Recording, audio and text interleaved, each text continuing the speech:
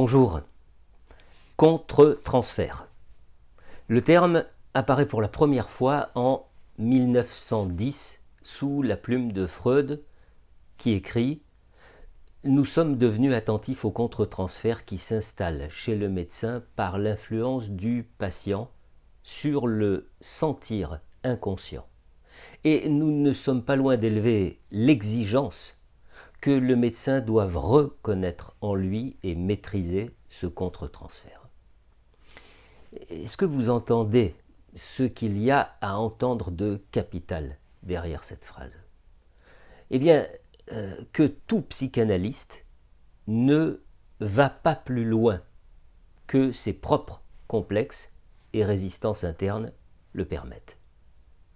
La phrase de Freud est essentielle parce qu'elle montre clairement les limites de chaque psychanalyste, à savoir le degré de dépassement, de franchissement des complexes infantiles au cours de son analyse personnelle. La phrase est aussi importante dans le sens où elle raconte l'origine de cette novation qu'est le contre-transfert. Il y a en effet les leçons tirées de la cure avec Anao. Il y a les leçons tirées de la cure trop brève de Dora. Et il y a surtout le propre transfert de Freud sur son ami Fliss. Un transfert qui devra être dépassé avant que Freud puisse ensuite mettre en œuvre son contre-transfert à l'égard de Ferenczi, lui-même dans un transfert tempétueux envers Freud au cours d'un fameux voyage en Italie. Alors, voilà donc la responsabilité de l'analyste mise en lumière. Ne pas répondre à la demande d'amour transférentiel de la patiente. Être capable de déclencher son contre-transfert en déviant le transfert initial. C'est en cela que réside l'art du maniement du transfert et donc que réside finalement tout l'art de l'analyste. Maintenant, avançons un peu pour apporter une précision importante. Je cite toujours Freud.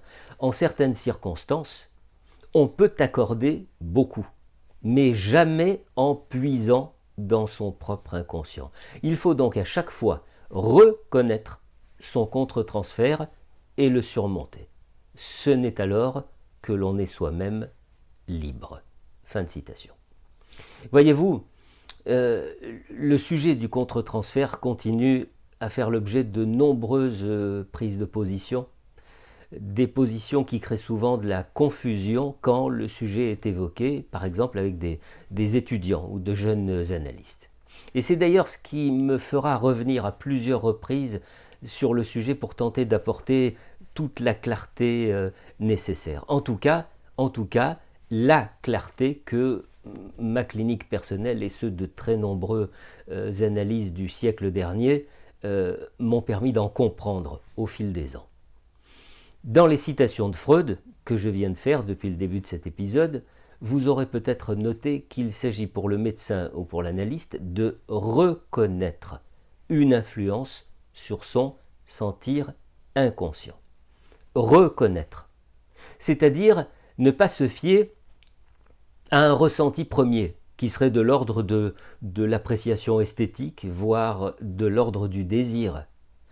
Qu'un patient ou une patiente puisse apparaître à l'analyste séduisant, voire terriblement désirable, nous dirons que cela est du registre de la vie profane, si je peux utiliser cet adjectif. C'est le premier degré de la relation, c'est ce que le spectateur voit se jouer sur la scène du théâtre sans rien apercevoir de ce qui se passe derrière, dans les coulisses. Eh bien l'important, c'est ce qui déclenche chez l'analyste cet intérêt, cette attirance, ce désir, ce sentiment, cette émotion. D'où viennent ces motions? Que se passe-t-il en lui?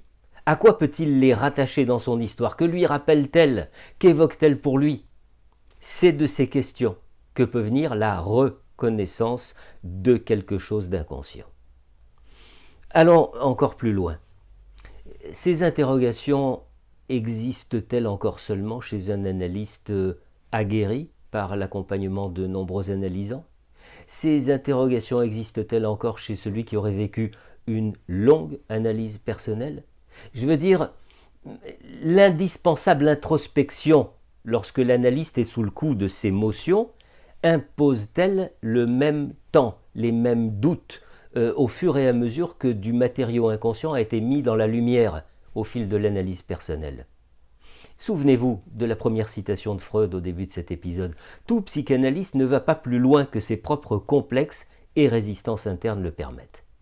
Et bien de la même façon, tout psychanalyste porte une responsabilité proportionnelle au degré de clarté qu'il a apporté à ses processus inconscients et en l'occurrence à ses objets transférentiels. Plus il a compris ce qu'il projette, sur qui il projette et quelles sont les raisons pour lesquelles il projette, et plus il est responsable du fait de céder ou non à ses propres transferts.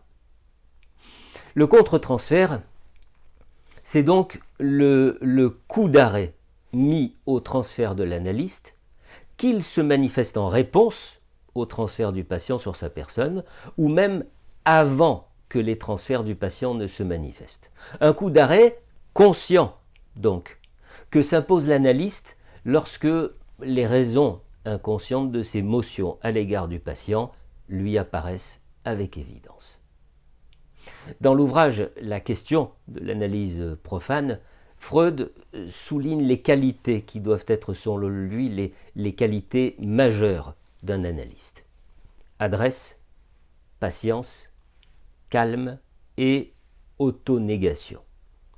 L'adresse, principalement dans le maniement du transfert. La patience, parce que le temps en analyse, ça n'est pas le temps hors de la relation analytique.